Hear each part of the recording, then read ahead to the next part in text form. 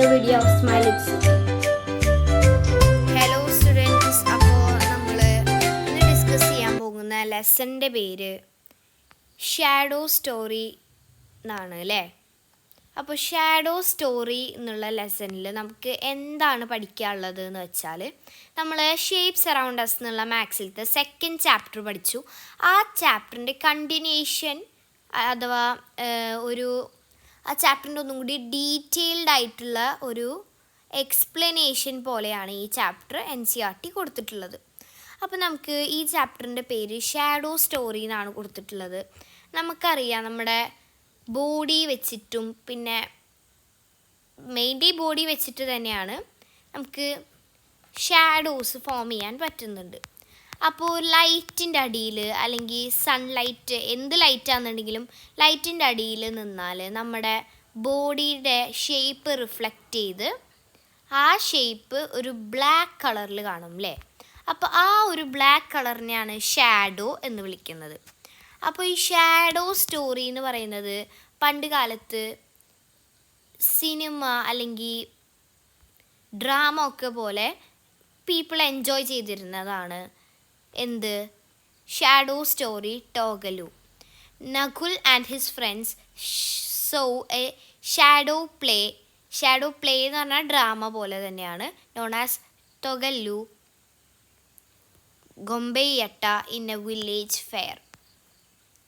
അപ്പോൾ ഈ ഒരു കാര്യത്തിനെ കുറിച്ചിട്ടാണ് ഷാഡോസ്, ഓരോ 3D ഷേപ്സിൻ്റെ ഷാഡോസ് എങ്ങനെയാണ് കാണാനുള്ളത് എന്നാണ് നമ്മൾ നോക്കുന്നത്. നമുക്കൊന്ന് ഡിസ്കസ് ചെയ്യാം. ഈ പിക്ചറിൽ നമുക്ക് ക്യൂബ് അല്ലേ, cube, cone, cuboid and sphere, ഈ 4 ഷേപ്സിൻ്റെ ഷാഡോ കൊടുത്തിട്ടുണ്ട്. ഇതിൽ ഏറ്റവും ലോങ്ങസ്റ്റ് ഏതാണ് എന്ന് ചോദിച്ചാൽ ക്യൂബോയിഡാണ് ലോങ്ങസ്റ്റ് അല്ലേ. ലോങ്ങസ്റ്റ് ക്യൂബോയിഡാണ്. ഷോർട്ടസ്റ്റ് ഏതാണെന്ന് ചോദിച്ചാൽ ഇതാണ്, സ്ഫിയറാണ് ഷോർട്ടസ്റ്റ്. പക്ഷേ ഏത് ടൈമിലാണ് നമ്മുടെ ഷാഡോ ലോങ്ങും ഷോർട്ടും ആവുന്നത്? അതായത് ഓരോ സൈഡിൽ നിന്ന് നമ്മൾ ടോർച്ച് അടിച്ചാൽ ഓരോ ഷാഡോ ആണ് വരുന്നത്, അത് പല ലെങ്ത്തിലാണ്. അപ്പോൾ ഏത് സമയത്താണ് ഷാഡോ ലോങ്ങസ്റ്റും ഏത് സമയത്താണ് ഷോർട്ടസ്റ്റും ചോദിച്ചാൽ, ലോങ്ങസ്റ്റ് എന്ന് പറയുന്നത് മോർണിംഗ് ടൈമിലാണ്. സൂര്യൻ ഉദിച്ച് കഴിഞ്ഞ് മോർണിംഗ് ഒരു 9 o'clock ഒക്കെ ആവുന്ന സമയത്ത്, മോർണിംഗ് ടൈമിൽ വെസ്റ്റ്, അതായത് വെസ്റ്റിൽ നിന്നാവുമ്പോഴാണ് ഏറ്റവും ലോങ്ങസ്റ്റ് അല്ലേ, മോർണിംഗ് ടൈമിൽ. പിന്നെ ഏറ്റവും ഷോർട്ടസ്റ്റ് ആവുന്നത് ആഫ്റ്റർനൂൺ അല്ലെങ്കിൽ നൂൺ, ആഫ്റ്റർനൂൺ അല്ലെങ്കിൽ നൂൺ ടൈം ആവുമ്പോഴാണ് നമ്മുടെ ഷാഡോ ഷോർട്ടസ്റ്റ് ആവുന്നത് അല്ലേ. അപ്പോൾ ഈ രീതിയിലാണ് നമുക്ക് ലോങ്ങസ്റ്റും ഷോർട്ടസ്റ്റും കൊടുത്തിട്ടുള്ളത്. അപ്പോൾ നമുക്ക് പിന്നീട് കൊടുത്തിട്ടുള്ളത് ഹൈഡ് ആൻഡ് സീക്ക് ആണ്. Circle and rectangle are playing hide and seek. Rectangle is hiding from circle. Okay, അപ്പോൾ ഇതൊരു സ്റ്റോറിയാണ്. റെക്റ്റാങ്കിൾ ആണ് സർക്കിളിൻ്റെ അടുത്തുനിന്ന് ഹൈഡ് ചെയ്യുന്നത്. Where should I hide? I look like the face of the shoe box. I will hide behind it. Where are you? Are you behind the photo frame?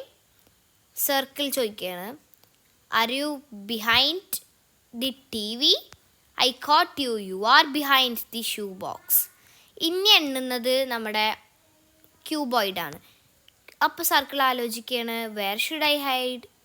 അപ്പോൾ സർക്കിളിൻ്റെ door bell അടിക്കുകയാണ്. Door bell rang. Triangle and square joined the game. Okay, അപ്പോൾ എല്ലാവരും ഇപ്പോൾ കളിക്കുന്നുണ്ട്. അപ്പം നിങ്ങൾ എന്താ പറയേണ്ടതെന്ന് വെച്ചാൽ, ഓരോ ഐറ്റത്തിനും ഒളിക്കാൻ കഴിയുന്ന സ്ഥലമാണ് നിങ്ങൾ പറയേണ്ടത്.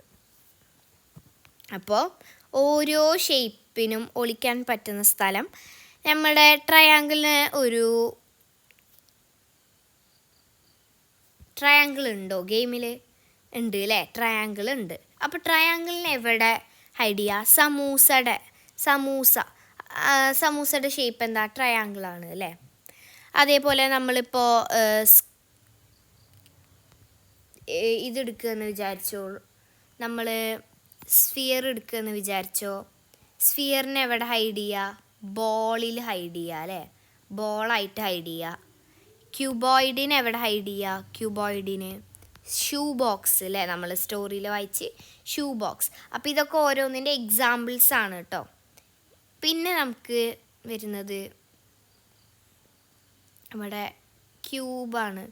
ക്യൂബിനെ എവിടെ ഹൈഡ് ചെയ്യുക? ക്യൂബ് ഇല്ല ഗെയിമിൽ, എന്നാലും ക്യൂബിനെ എവിടെ ഹൈഡ് ചെയ്യുക? റുബിക്സ് ക്യൂബിൽ ഹൈഡ് ചെയ്യുക അല്ലേ, റുബിക്സ് ക്യൂബിൽ ഹൈഡ് ചെയ്യുക. അപ്പോൾ ഇതൊക്കെ എക്സാമ്പിൾസ് ആണ് ഓരോ ഷേപ്പിന്. അത് കഴിഞ്ഞിട്ട് ഇതിൽ നമുക്ക് പറയുന്നത് എന്താണെന്ന് പറഞ്ഞാൽ, ഓരോ ഷേപ്പ്, അത് 3D ഷേപ്പായാലും എന്ത് ഷേപ്പായാലും ആ ഷേപ്പിന് എഡ്ജ് ഉണ്ട്, കോർണേഴ്സ് ഉണ്ട് അല്ലേ. എഡ്ജും ഉണ്ട്, കോർണേഴ്സും ഉണ്ട്. അപ്പോൾ നമ്മൾ ഓരോ ഷേപ്പിൻ്റെയും എഡ്ജും കോർണേഴ്സും വെച്ചിട്ടാണ് നമ്മൾ ഇനി പറയുന്നത്. ട്രയാങ്കിൾ എന്നുള്ള ഷേപ്പിന് എത്ര കോർണേഴ്സ് ആണുള്ളത്? ട്രയാങ്കിൾ എന്നുള്ള ഷേപ്പിന് 3 കോർണേഴ്സ് ആണുള്ളത് അല്ലേ, 3 കോർണേഴ്സ് ആണുള്ളത്. ഇനി നമ്മൾ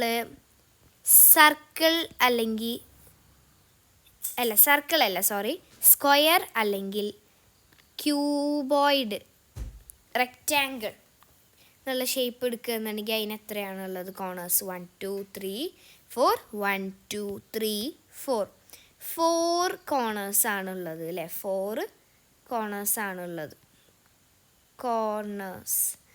4 കോർണേഴ്സ് ആണ് ഉള്ളത് അല്ലേ. അപ്പോൾ 4 കോർണേഴ്സ് ഉള്ള ഷേപ്സും നമ്മൾ കണ്ട്. ഇനി ട്രയാങ്കിള് നമ്മൾ ഡിസ്കസ് ചെയ്ത് എത്രയാണ്? 3 കോർണേഴ്സ് അല്ലേ. അപ്പോൾ ഈ 4 കോർണേഴ്സ് ഉള്ള ഷേപ്സിനൊരു പേര് പറയും. ആ പേരാണ് ക്വാഡിലേറ്ററൽസ്.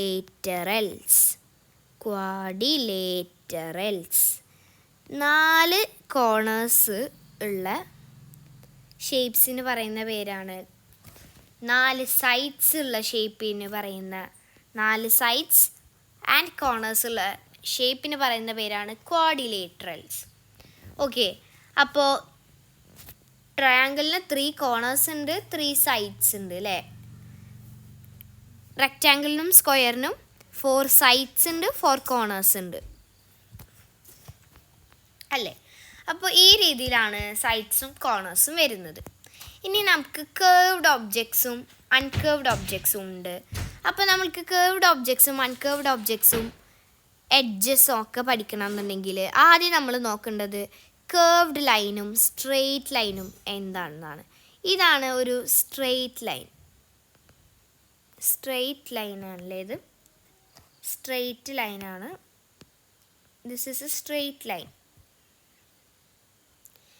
കേർവ്ഡ് ലൈനോ, ഇതാണ് കേർവ്ഡ് ലൈൻ. കേർവ് എന്ന് പറഞ്ഞാൽ ഒരു ചെരിവ്, ഒരു വട്ടം അല്ലേ. അപ്പോൾ ഞാൻ ഇത്തിരി ഷേപ്സ് വരയ്ക്കും, അതിന് എന്ത് ലൈനാണുള്ളതെന്ന് നോക്കുക. ഇതെന്താണ്? കേർവ്ഡ് ആണ് അല്ലേ, കേർവ്ഡ് ലൈനാണുള്ളത്. പക്ഷേ ഈ ഷേപ്പിനോ സ്ട്രെയിറ്റ് ലൈനാണുള്ളത്. അപ്പോൾ കേർവ്ഡും സ്ട്രെയിറ്റും തമ്മിലുള്ള വ്യത്യാസങ്ങളാണ് ഇവിടെ പറയുന്നത്. ഓക്കെ,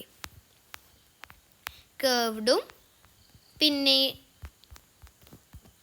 സ്ട്രെയിറ്റും തമ്മിലുള്ള വ്യത്യാസം അവിടെ ഇത്തിരി ഷേപ്സ് കൊടുത്തിട്ടുണ്ട് അല്ലേ. അപ്പോൾ അതാണ് അവിടെ പറയുന്നത്. പിന്നെ നമുക്ക് ലാസ്റ്റ് ഈ ചാപ്റ്ററിൽ വരുന്നത് പാറ്റേൺസ് എന്നാണ്. അപ്പോൾ പാറ്റേൺസ് എന്ന് പറഞ്ഞാൽ നമ്മൾ ഒരു കാര്യം ഒരേ കാര്യം ഡിസൈൻ റിപ്പീറ്റഡ്ലി വരുമ്പോഴാണ് അത് പാറ്റേൺസ് ആവുന്നത്. അപ്പം നമുക്ക് ഇത്തിരി പാറ്റേൺസ് കംപ്ലീറ്റ് ചെയ്യാം. ഈ ആരോ മാർക്ക് മേലേക്ക് കൊടുത്തിട്ടുണ്ട്, താഴേക്ക് കൊടുത്തിട്ടുണ്ട്, മേലേക്ക് കൊടുത്തിട്ടുണ്ട്, താഴേക്ക് കൊടുത്തിട്ടുണ്ട്. ഇനി ഇതിൻ്റെ കണ്ടിന്യൂവേഷൻ നമ്മളോട് വരയ്ക്കാൻ പറഞ്ഞാൽ നമുക്ക് എങ്ങനെ ഇത് ചെയ്യാം?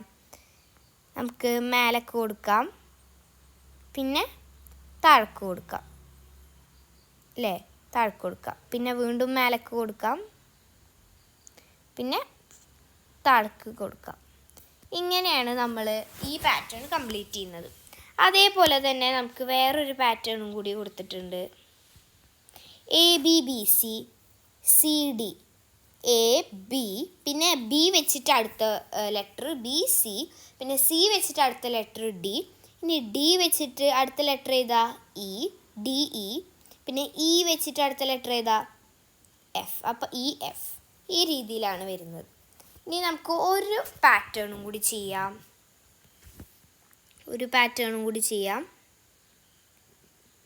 അത് ഈ പാറ്റേണാണ്. ഇതിൽ പാറ്റേണിലത്തെ നമ്മൾ സൈഡ്സ് കളർ ചെയ്യണം അല്ലേ. അപ്പോൾ ഫസ്റ്റ് സൈഡ് എങ്ങനെയാണ് വരിക മക്കളെ? ഇവിടെയാണല്ലേ കളർ വരിക. പിന്നെ വീണ്ടും ഇവിടെ കളർ വരും. നമ്മൾ നോക്കുക ആ ഡിസൈനിൽ എങ്ങനെയുള്ളതെന്ന്. പിന്നെ അടിയിൽ കളർ വരും. ഈ രീതിയിലാണ് കളർ വരുന്നത് അല്ലേ. ഓക്കെ, അപ്പോൾ ഈ രീതിയിലുള്ള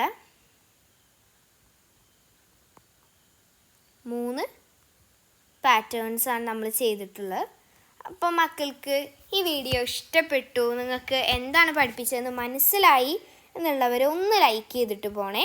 അപ്പോൾ ഇന്നത്തെ വീഡിയോ അത്രേ ഉള്ളൂ. Thank you all for watching.